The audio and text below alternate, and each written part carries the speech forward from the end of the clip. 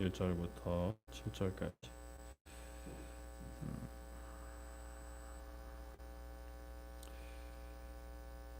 시편 142편 1절부터 7절까지 말씀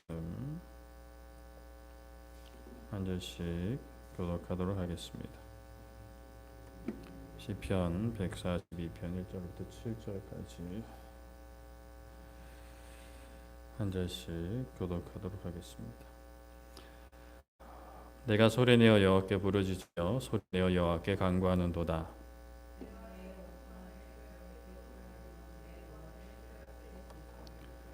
내 영이 내 속에서 상할 때에도 주께서 내 길을 아셨나이다. 내가 가는 길에 그들이 나를 잡으려고 올무를 숨겼나이다.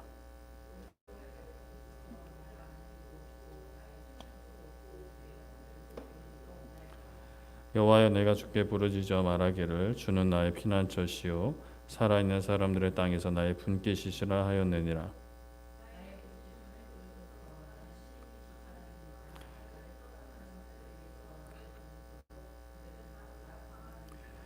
내 영혼을 옥에서 이끌어내사 주의 이름을 감사하게 하소서. 주께서 나에게 갚아주시리니 의인들이 나를 두루리이다. 아멘. 네, 오늘은 우리 믿음의 선택이라는 제목으로 말씀을 나누고자 합니다. 사람들은 살면서 다양한 선택을 하며 살아갑니다. 물론 살다 보면 나의 선택과 상관없이 다른 사람의 선택에 따라서 내 삶의 어떤 모습이 바뀔 수 있고 상황이 내 선택과 상관없이 흘러갈 때도 많죠. 그렇다고 우리가 해야 할 선택을 포기해서는 안 됩니다. 우리는 그럼에도 불구하고 많은 것을 선택할 수 있어요. 이상 모든 것을 선택할 수 없어도 우리는 우리 안에서 또 많은 것을 선택할 수 있습니다. 무엇보다 내 생각의 방향과 태도는 우리가 선택을 할 수 있어요. 예를 들어서 내가 다른 사람들과 점심 식사를 해야 하는데 메뉴 선택권이 나에게 없을 때가 있습니다. 다른 사람이 사주는 것을 먹어야 하거나 아니면 내가 내 돈 주고 사더라도 선택지가 마땅히 없을 수 있어요. 그러나 그 메뉴, 내가 선택하지 않은 메뉴이지만 이 메뉴를 감사히 먹을지 불평하며 먹을지는 내 선택을 할 수 있습니다. 혹자는 그런 선택을 부정할 수 있어요.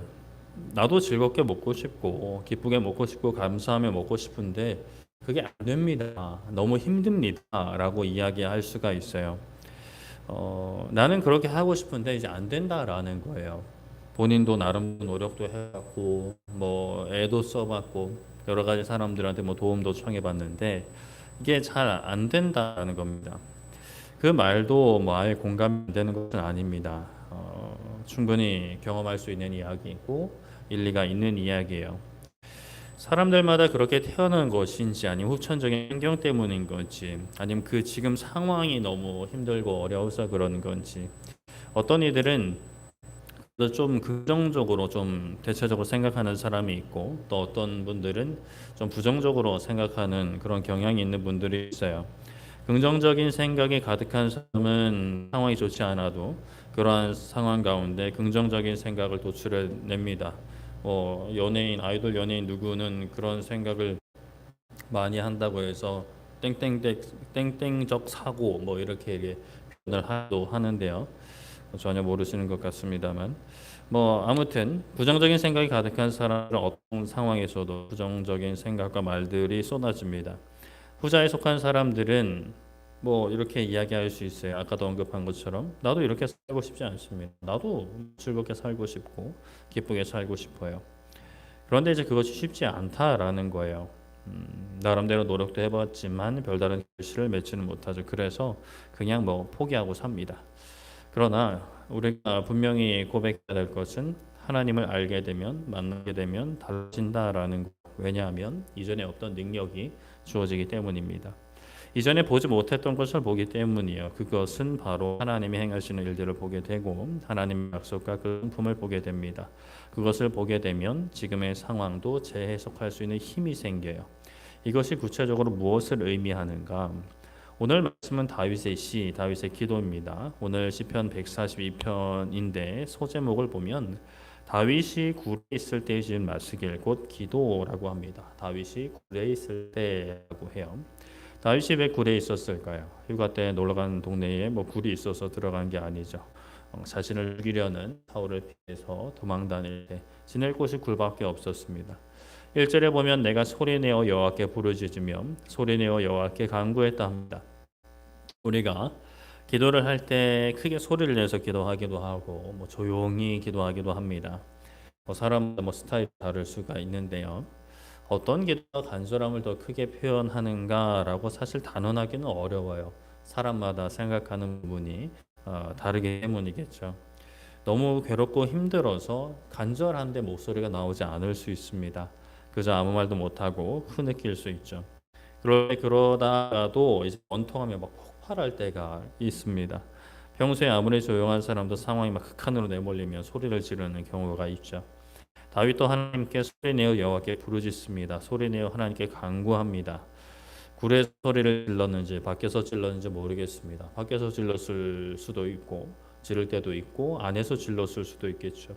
만약에 굴 안에서 막 소리를 지른다고 한번 상상을 해보면 굴 크기가 어느 정도인지는 모르겠지만 다양하겠죠. 그러면 크든 작든 굴에서 소리를 지르면 소리가 울릴 겁니다. 그러면 뭐 목도 아프고 막 귀도 아프고 막 머리도 아플 수 있는데 그런데 뭐 지금 그게 문제가 아닌 거죠. 내가 귀가 아프고 뭐 머리가 아프고 이게 문제가 아니라 내가 지금 이 굴에 있는 이 상황이 문제인 겁니다. 내가 뭘 잘못했다고 이렇게 쫓겨야 하는가. 다윗은 참 많이 억울했을 겁니다. 골리앗을 무찌른 것도 장군이 되어서 열심히 성실하게 일을 감당한 것도 잘못된 것이 아니죠. 물론 다윗이 이제 사회생활을 많이 해서 좀 처신이 능글능글했다면 이야기가 좀 달라졌을 가능성도 있지만 그렇다고 이 일이 지금 이 다윗의 처한 상황이 다윗의 책임이냐라고 하기에는 그건 좀 너무 하는 것입니다. 그 원인은 사울이 하나님을 찾지 않은 것, 하나님을 의지하지 않은 것, 하나님의 뜻에 순복하지 않은 게 이제 가장 주요 원인이지 다윗이 그렇게 한 것으로 인해서 다윗을 탓하기에는 너무 다윗 입장에서는 억울한 일이죠. 그래서 다윗은 자신의 원통함을 하나님 앞에 토로합니다. 그리고 지금 이러한 상황 가운데 다윗의 마음과 생각에 몰려드는 우환을 하나님께 고백해요. 걱정이에요. 하늘에 대한 괴로운 그런 마음과 생각들입니다.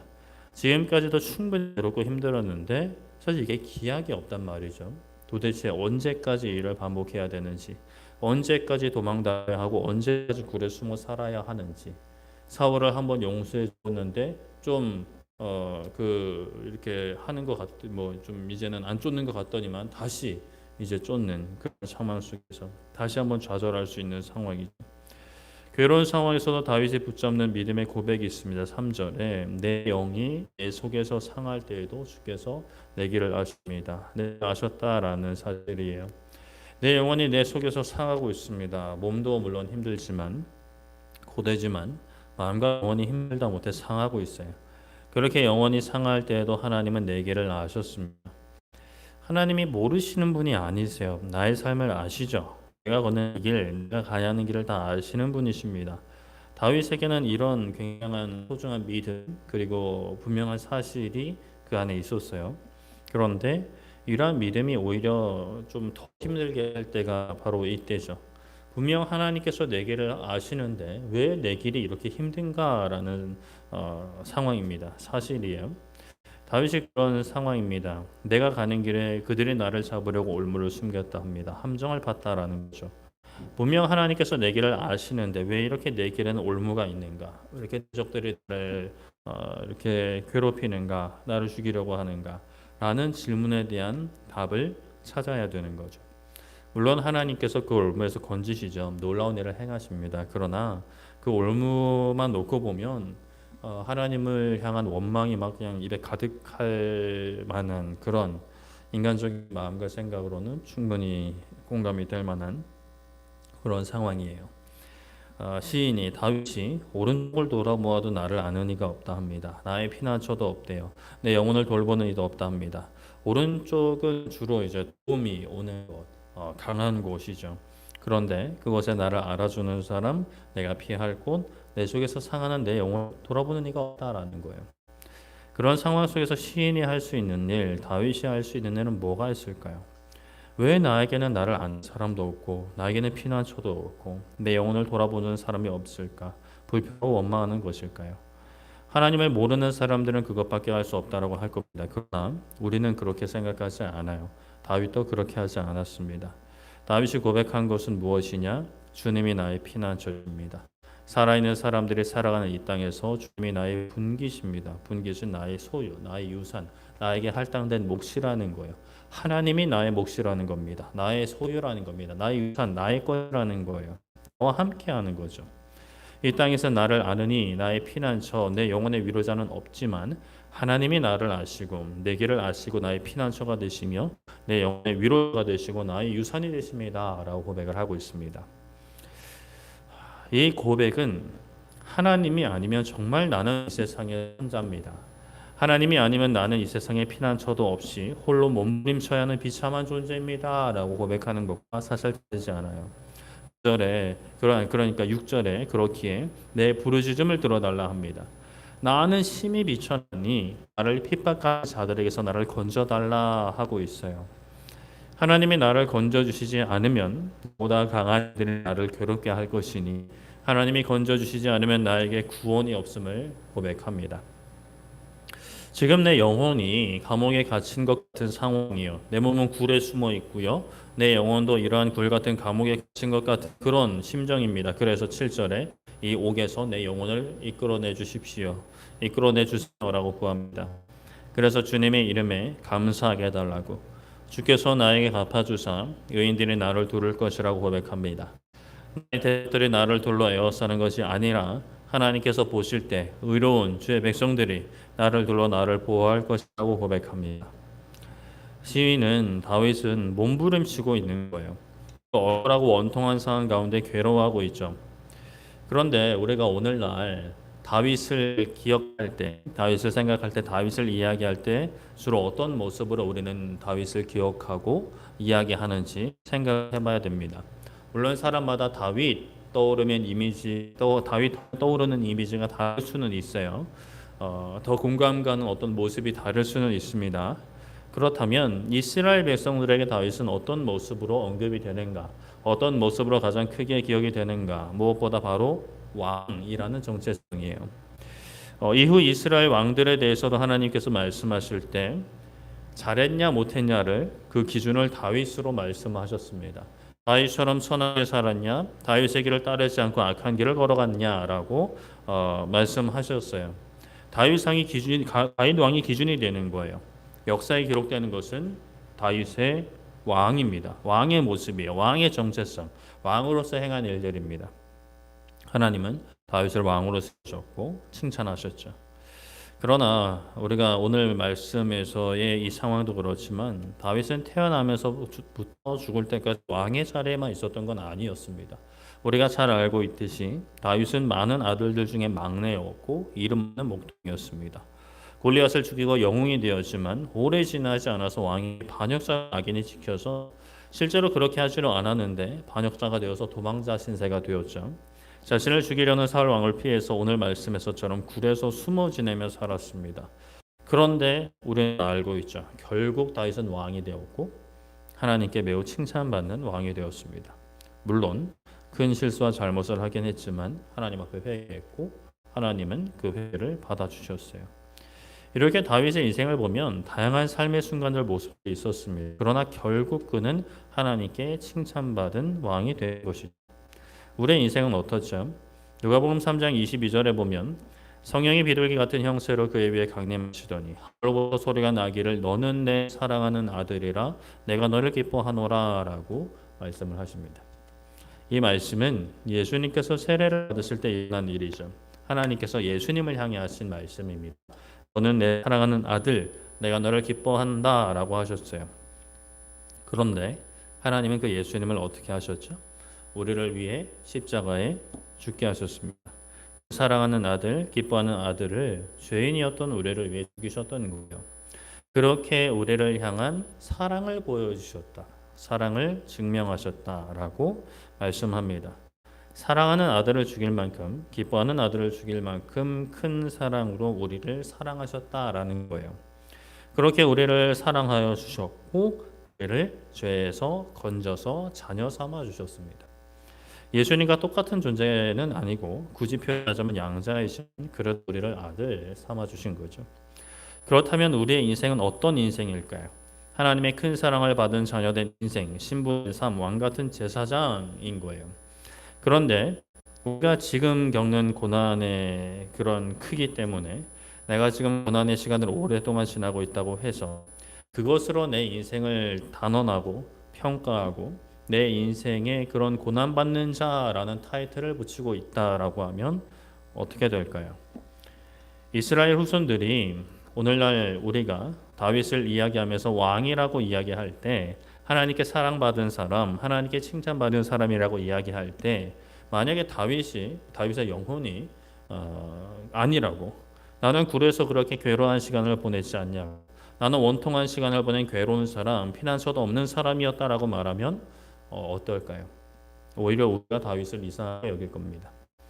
다윗이 이런 고난의 시간을 보낸 것이 거짓이냐? 아니죠. 다윗의 이 고백은 진실된 고백입니다. 너무나 현실적인 고백이에요. 그러나 그 시간은 삶의 일부분인 것이죠. 과정입니다. 다윗이 안 힘들었느냐, 억울하지 않았느냐, 원통하지 않았느냐, 그것은 아니에요. 다윗도 힘들었고 억울했고 원통했습니다. 그러나 결국 그의 인생은 왕의 인생이 된 거고 하나님께 칭찬받는 인생이 된 거죠. 우리가 인생의 어느 시기에서 또는 지금 겪고 있는 고난이 가짜는 아닙니다. 그 고통은 실체적이고 그 원통함과 억울함이 내 영혼을 짓누를 수 있어요. 그러나 우리는 알고 있습니다. 우리의 정체성을 알고 있죠. 이 고난의 시기보다 비교할 수 없는 큰 시간을 하나님의 자녀로, 왕같은 제사장으로, 하나님의 기뻐하시는 자녀로 살게 될 것을 믿는 사람들입니다. 말씀을 통해 본 사람들이에요. 그렇다면 우리는 어떻게 해야 하는가? 지금의 상황만 계속 묵상하면서 원망하면서 괴로워해야 할까? 아니면 말씀을 붙잡고 지금도 일하시고 앞으로도 일하시는 하나님, 역전하실 하나님께 소망을 두고 이 시간을 이겨내야 하는가? 이렇게 말씀하실 수 있어요. 저는 이겨낼 힘이 없습니다. 저는 이것을 감당할 힘이 없어요. 라고 이야기하는 분들 많이 만나게 됩니다. 그러나 그것은 나는 진실 고백하는 것일 수 있는데, 그러나 객관적인 기준으로 보면 그것은 거짓말입니다. 물론 내가 이 상황을 이겨낼 힘은 없어요. 나에게 있는 것이 아닙니다. 그런 의미에서는 맞는 말이에요. 이겨낼 힘이 없죠. 그러나 애초에 이겨내는 나에게 있는 게 아닙니다. 하나님께 있는 거예요. 하나님께서 나를 사랑하시고 나의 삶을 아시며 인도하신다는 그 분명한 사실, 그 사실을 통해 나에게 힘이 주어지는 겁니다. 내가 고난 가운데 웃을 수 있는 이유, 내가 절망 가운데 소망을 가질 수 있는 이유는 내가 믿음이 커서가 아닙니다. 또 그렇지 못하는 이유는 나의 믿음이 작아서도 아니에요. 물론 그게 어떤 의미인지 어떤 맥락인지는 저도 분명히 알고 그 의미를 동의를 하지만, 그런데 이 표현이 무서운 표현이 뭐냐, 이 표현의 함정이 뭐냐, 그런 식으로 단정 지어버리면 그냥 그 자리에 머물러 있는 것을 합리화하게 되는 문제가 있는 거예요. 그러니까 나의 믿음이 약한 거 알아요. 저도 믿음이 왔다 갔다 할 때도 있고 약해질 때도 있습니다. 그러나 내가 믿음이 약하니까 어쩔 수 없어라고 단정 지어버리면 그냥 거기서 끝나버리는 거예요. 거기서 그냥 결론을 내려버리는 거죠. 그냥 거기서 계속 머물게 되는 거예요. 고통과 슬픔과 눈물의 그 상태에서 그냥 나는 믿음이 약하니까, 상황이 어려우니까 어쩔 수 없어라고 생각하고 말로 내뱉는 순간 거기서 져버리는 거예요. 패배가 결정되어 버리는 거죠.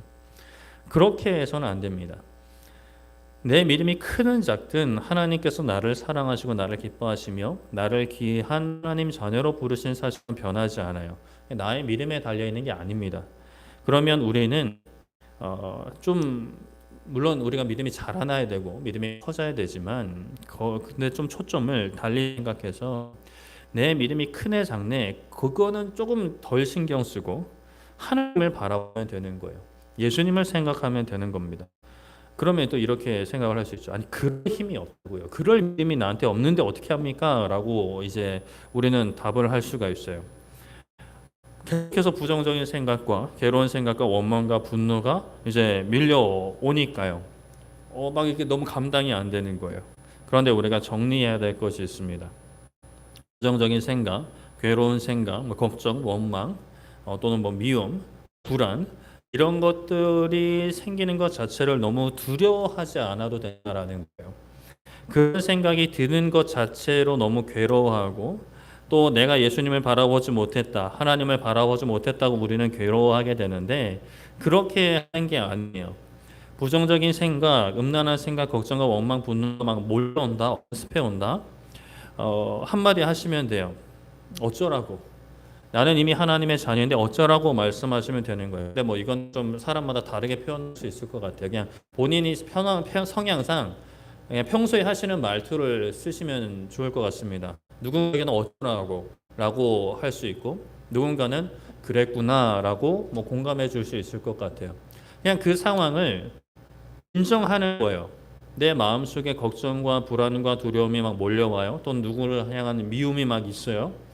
그러면 그냥 그 상태를 인정하는 거예요. 그러니까 그거를 용납하고 품어주라는 게 아니라 그냥 그대로 그랬구나. 그런데 어쩌라고. 그게 너의 삶을 지배하는 게 아니야라고 나에게 이야기하는 거죠. 그런 것을 인정하고 우리는 계속 예수님 생각하면 되는 거예요. 예수님 생각해도 그런 생각이 몰려온다고요? 걱정과 두려움이 몰려온다고요? 그럴 수 있어요. 그거 자체를 너무 이상하게 여기지 마세요. 내가 지금 이런 상태구나. 내가 굉장히 좀 많이 이쪽으로 기울어져 있구나라고 생각하시면 되고 다시 그것을 기울이게 하나님 쪽으로 예수님 쪽으로 기울이면 되는 거예요. 참 목사님 쉽게도 말씀하시네요 라고 생각하실 수 있는데 사실이에요. 그렇게 어려운 게 아닙니다. 그 걱정과 두려움이 주는 공포와 마음의 어려움들이 가짜라는 게 아니에요. 그게 힘들죠. 물론 힘들어요. 괴로워요. 그러나 우리는 이미 거기서 자유함을 얻은 사람들입니다. 우리가 이 땅에서 원하는 모든 것들, 이루지 못해서 괴로운 모든 것들, 사실 그것을 원하는 것이 아닙니다. 우리는 예수님을 원하는 거예요. 어떤 목사님인지 신학자인지 설교 시간에 그 하여튼 책에서 그런 글을 보셨다고 저도 들었는데 이렇게 이야기합니다. 포르노 사이트를 들락날락거리며 음란물을 찾는 모든 사람은 주님을 찾는 사람들이다라고 이야기를 해라라고 해요. 그러니까 결국 뭐예요? 어떤 뭐 호기심, 육체의 욕망, 육체의 정욕 이런 것으로 막 그런 음란 사이트를 찾는 것도 결국 마음의 빈자리를 채우려고 한 건데 결국은 예수님을 이제 찾는 것이다라는 거죠. 물론 그 사람이 예수님을 생각하지는 않을 수 있어요.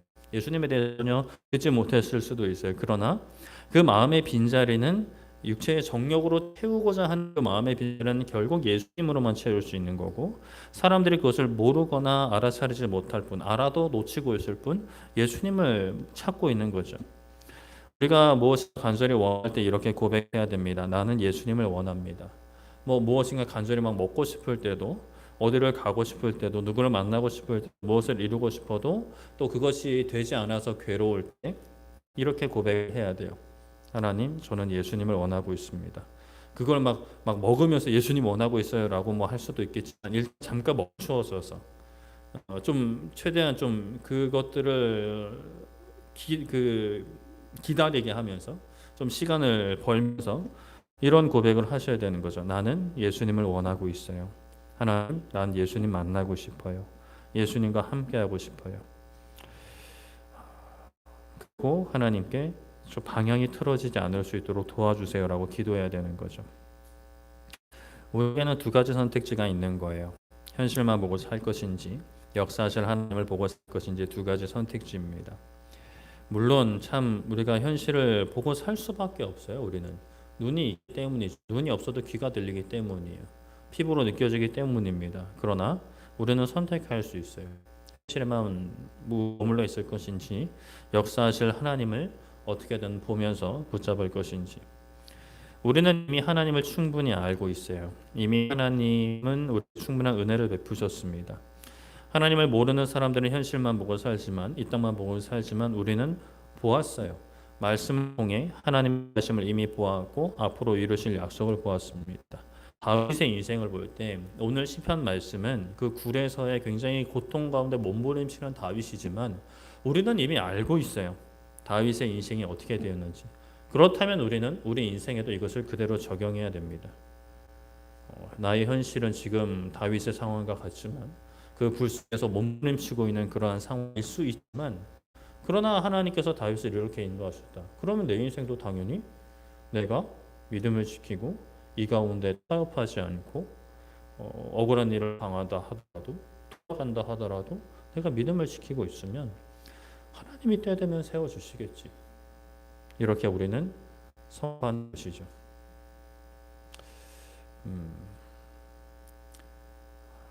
이러한 선포가 참 쉽지 않다라고 하실 수 있겠지만, 그런데 사실은 이거밖에 답이 없어요.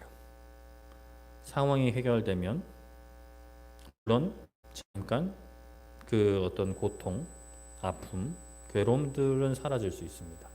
그러나 또 반복될 뿐이에요. 반복되는 거죠. 또 힘들고 또 아픈 생활이 반복돼요.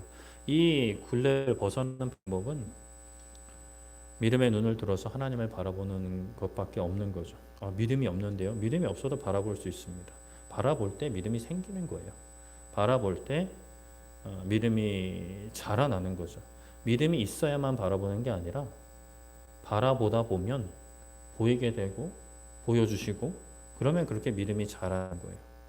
믿음도 우리가 믿음을 달라고 기도할 때 그냥 어느 순간 그냥 갑자기 믿음이 띵 생겨가지고 막 어떤 걱정과 근심과 불안이 안 생기는 그런 메커니즘이 아니에요. 또 지금 이 고백을 하고 있잖아요. 그의 믿음도 처음부터 완전한, 아브라함도 그랬고 다윗도 그랬고 그런 그 세례 요한도 자기 지금 막 상황 이렇게 막 굴에 막 감옥에 처박히고 이러니까 예수님께 정말 당신이 그분이 맞습니까? 라고 이렇게 질문을 했습니다. 그렇기에 참 이 금요기도에 오신 분들은 참 복된 것입니다. 어찌됐건 뭐 동의가 되든 안 되든 말씀을 들을 수 있고 기도할 수 있는 장이 있으니까요. 물론 집에서도 뭐 기도할 수 있지만 그래도 함께 모여서 기도하는 것은 분명한 하나님의 인도하심이 있고 힘이 있습니다. 우리가 이 시간 기도할 때에 하나님 보기 원합니다. 물론 이 문제가 해결되기를 우리가 기도하지만, 그러나 문제가 해결되어야 마음이 편해지는 기쁜 그 굴레에서 좀 벗어나기 원합니다. 하나님. 문제보다 하나님이 더 크시다고 하는데 언제까지 내가 이 문제 때문에 계속 막 주를 끌려다니고 괴로워하는 그러한 인생, 이거 쉽지는 않습니다. 사람 때문에 흔들리는 그런 신앙이 되고 싶지는 않습니다. 하나님, 정말 살아계신 하나님에 붙들려 사는 인생, 진짜 말 그대로 동행하는 인생. 내가 하나님 안에 있고 내가 예수님 안에 있고 예수님이 내 안에 있는, 이건 뭐 그러면 거의 뭐 무적이죠. 무적. 그 무엇도 우리를 극복시킬 수 없는, 빼앗을 수 없는 소망을 가지고 살아가는 우리 모두 되기를 소망하고 축복합니다. 말씀을 정리하겠습니다. 다윗은 괴로워합니다. 굴에서 억울함과 원통함을 울부짖으며 괴로워합니다. 우리가 다 사람마다 그 어떤 다윗의 마음을 뭐 공감하는 정도는 다를 수 있겠지만 그래도 조금은 이해할 수는 있죠.